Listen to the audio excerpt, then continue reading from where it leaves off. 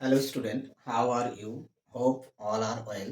তো সামনে আমাদের রেলের আরআরবি গ্রুপ ডির পরীক্ষা জুলাই বা জুন মাসের দিকে অনুষ্ঠিত হতে চলেছে। তো সেই পরীক্ষার কথা মাথায় রেখে আমি বিগত বছরে যে ম্যাথের কোশ্চেনগুলো এসেছিল সেই কোশ্চেনগুলো নিয়ে আজকে আলোচনা করব। তো কতগুলো গুরুত্বপূর্ণ কোশ্চেন নিয়ে আলোচনা করছি আজকে। তো প্রথম কোশ্চেন কি আছে, দুটি ট্রেন যথাক্রমে এ এবং বি স্টেশন থেকে একই সময় একই দিকে ৬০ কিমি পার ঘন্টা এবং ৪০ কিমি পার ঘন্টা বেগে চলতে শুরু করে। তারা যখন মিলিত হয় তখন দ্রুতগতির ট্রেনটি ধীরগতির ট্রেনের চেয়ে ৬০ কিমি বেশি দূরত্ব অতিক্রম করে। দুটি স্টেশনের মধ্যে দূরত্ব কত? তো অঙ্কটা খুবই ইম্পর্টেন্ট অঙ্ক। তো আমরা বেসিক থেকে কনসেপ্টের মাধ্যমে করব এবং শর্টকাট ট্রিকও ইউজ করব। তো সাপোজ দুটি স্টেশন দুটোর নাম বলাই ছিল এ এবং বি। এবার দুটি ট্রেন হচ্ছে একই সময়ে যাত্রা শুরু করলো। একটা ৬০ কিমি পার গতিবেগে আর একটা হচ্ছে ৪০ কিমি পার গতিবেগে যাত্রা শুরু করলো। আচ্ছা, এক্ষেত্রে আমরা যে সময় দূরত্ব সংক্রান্ত চ্যাপ্টারের সূত্রটা কি জানি, S equal to V T. আচ্ছা, এক্ষেত্রে যদি সময়টা হচ্ছে স্থির হয়, সময়টা যদি স্থির হয় তাহলে কি হবে? সময়টা যদি স্থির হয়, এই রাশিটা যদি স্থির হয় তাহলে দেখো, স্থির কেন বলছি, যে তারা যখন মিলিত হবে তো এও নির্দিষ্ট সময় অতিক্রম করবে, নির্দিষ্ট সময় একটা নির্দিষ্ট দূরত্ব অতিক্রম করবে। আর আরেকটা ট্রেনও হচ্ছে ওই একই সময়ে আরেকটা নির্দিষ্ট দূরত্ব অতিক্রম করবে। তো এক্ষেত্রে দুজনের অতিবাহিত সময়টা কিন্তু সেম। তো সময় যদি সেম হয় তাহলে এক্ষেত্রে এস এবং ভি, এস হচ্ছে দূরত্ব, ভি বেগ এবং টি হচ্ছে সময়। তাহলে এস এবং ভি এর মধ্যে রিলেশনটা কি হবে? এস এবং ভি এর মধ্যে রিলেশনটা হবে এস প্রপোর্শনাল ভি, অর্থাৎ দূরত্ব এবং বেগের বেগ হচ্ছে সমানুপাতিক হবে। মানে বেগের অনুপাত যা হবে দূরত্বের অনুপাতটাও সেম হবে। তো এক্ষেত্রে দেখো আমরা কিভাবে করছি, বেগের অনুপাত লিখছি প্রথমে। আচ্ছা, বেগের অনুপাতটা কি? দেখো, প্রথমটা হচ্ছে বেগ কত দেওয়া আছে, ৬০ কিমি পার আওয়ার, আর দ্বিতীয়টা বেগ দেওয়া আছে ৪০ কিমি পার আওয়ার। তো এইটাকে যদি আমরা কাটাকাটি করি তাহলে কাটাকাটি করলে কি পাবো? এটা কাটাকাটি করলে হচ্ছে ৩ আর এটা হচ্ছে ২, অর্থাৎ বেগের অনুপাতটা কত হলো? 3:2। তো এক্ষেত্রে দূরত্ব কত হবে? দূরত্বটা হচ্ছে সেম হবে। সমানুপাতিক মানে কি? বেগ যে অনুপাতে পরিবর্তিত হবে দূরত্বটাও সেই অনুপাতে যাবে, অর্থাৎ 3:2। এবার বলা আছে দ্রুত গতির যে ট্রেনটি সেটি হচ্ছে সেই নির্দিষ্ট সময়ে ৬০ কিমি এগিয়ে থাকে, ৬০ কিমি দূরত্ব বেশি অতিক্রম করে। অর্থাৎ এক্ষেত্রে দ্রুত বেগের ট্রেনটি হচ্ছে ৩ একক গেলে ধীর গতির ট্রেনটি হচ্ছে ২ একক যাবে। তাহলে এক্ষেত্রে এদের মধ্যে দূরত্বের ডিফারেন্স কত? 1 ইউনিট। 1 unit difference. তাহলে 1 ইউনিটের মান কত হবে? 1 ইউনিটের মান হবে, তাহলে 1 ইউনিট মানে হচ্ছে আমাদের ৬০ কিমি, তাই তো? আচ্ছা, এবার দেখো যখন দুটি ট্রেন হচ্ছে পরস্পরকে অতিক্রম করবে তখন হচ্ছে তারা কতটা দূরত্ব যাবে? তারা হচ্ছে নিজেদের হচ্ছে তারা এই দূরত্বটা যাবে। প্রথম ট্রেন হচ্ছে 3T যাবে, আর 3T না, প্রথম ট্রেনটা হচ্ছে ৩ ইউনিট আর দ্বিতীয় ট্রেনটি হচ্ছে 2 ইউনিট যাবে। তাহলে মোট অতিবাহিত দূরত্ব কত হবে? মোট অতিবাহিত দূরত্ব হচ্ছে 3 + 2, অর্থাৎ মানে 5 ইউনিট হচ্ছে এ আর বি এর মধ্যে দূরত্ব হবে, দুটো স্টেশনের মধ্যে দূরত্ব হবে। তো 5 ইউনিটের মান কত হবে? 5 ইউনিটের মান হচ্ছে তাহলে কত হবে? এটা ৫ আর ৬০ গুণ করলে ৩০০ কিলোমিটার। তো এইটা হচ্ছে ৩০০ কিলোমিটার। তো অঙ্কটা এভাবে করলে খুব তাড়াতাড়ি হয়, শর্টকাট পদ্ধতি অ্যাপ্লাই করলে। আশা করি তোমাদের আমি সঠিকভাবে বোঝাতে পারলাম। তো চলো পরের কোশ্চেনে দেখো কি বলেছে, রাশিবিজ্ঞানের একটি অঙ্ক। তো যদি ১১, ১৭, x+1, 3x, ১৯, 2x-4 এবং x+5 এই তথ্যের গড় ২১ হয়, তাহলে তথ্যটির সংখ্যাগুরু মান অর্থাৎ মোট নির্ণয় করতে বলেছে। তো মোট আমাদের বের করতে হবে। তো ডেটাগুলো কি কি দেওয়া আছে আমি লিখছি আগে। দেওয়া আছে ১১, ১৭, আর হচ্ছে x+1, 3x, 19, 2x minus 4 x plus 5, তো x plus 5, তাহলে কোয়ান্টিটিটা দেওয়া আছে 1 2 3 4 5 6 7, 7টা তথ্য দেওয়া আছে, 7টা স্যাম্পল দেওয়া আছে, এদের হচ্ছে গড় দেওয়া আছে 21। তাহলে আমরা এগুলোকে যদি আগে যোগ করে দিই, এদের যোগফলটা কত হবে? এদের যোগফলটা দেখো, সবগুলোকে যদি আমরা যোগ করে দিই, এদের হচ্ছে যোগফল, তাহলে সামটা কত হবে?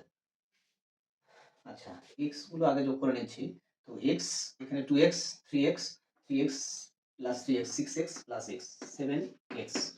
আচ্ছা 7x সংখ্যাগুলো যোগ করছি।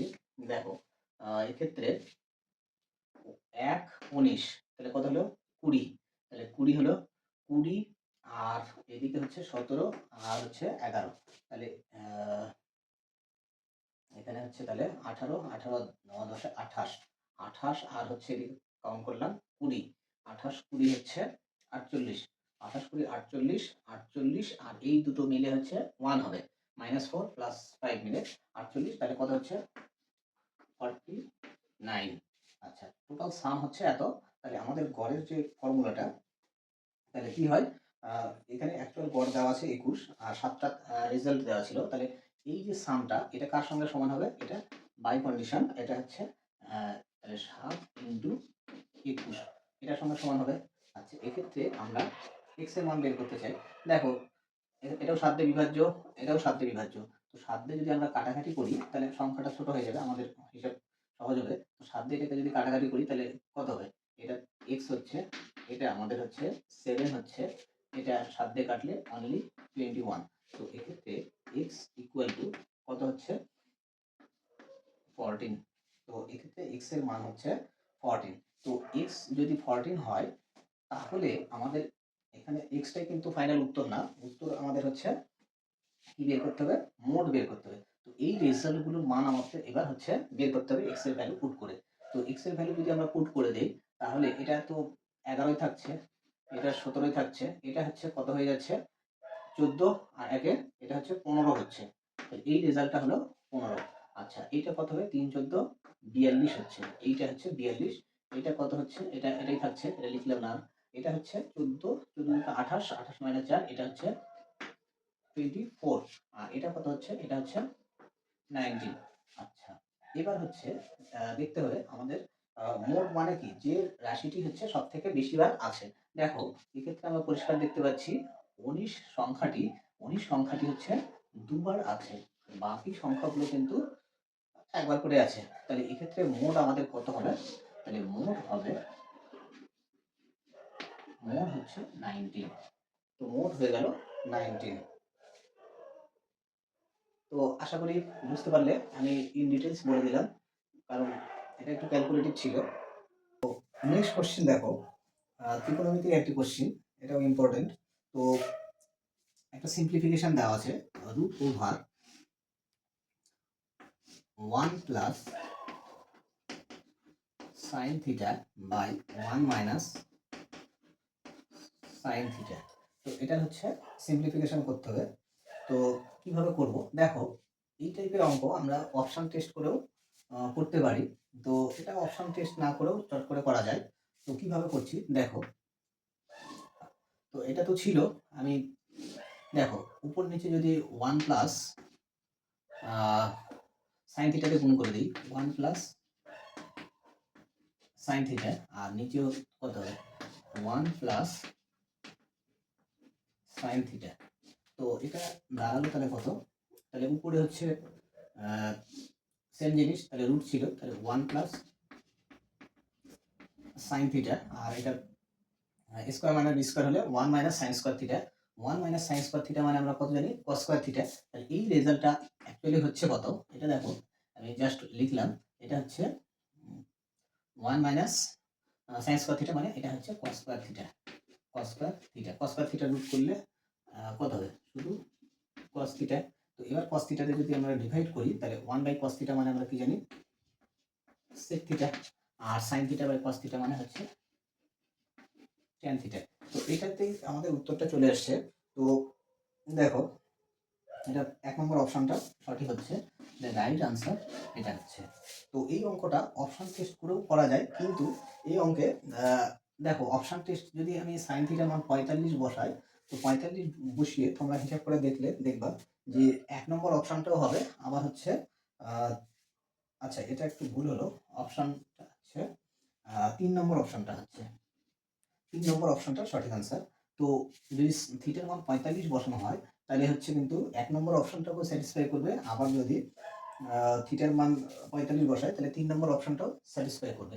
তো অপশন টেস্ট করার মানে থিটার মান বসানোর সময়, চুজ করার সময় আমরা মোটামুটি একটা দিয়ে অনেক সময় হয়ে যায়, কিন্তু সবথেকে কনফার্ম উত্তর পেতে গেলে দুটো দিয়ে টেস্ট করা উচিত। মানে থিটার দুটো মান নিয়ে একটা হচ্ছে যেকোনো দুটো মান নিয়ে চুজ করলে অপশন টেস্ট করলে মানে তাড়াতাড়ি মানে কনফার্ম উত্তরটা পাওয়া যায়, অনেক সময় গন্ডগোল হয়।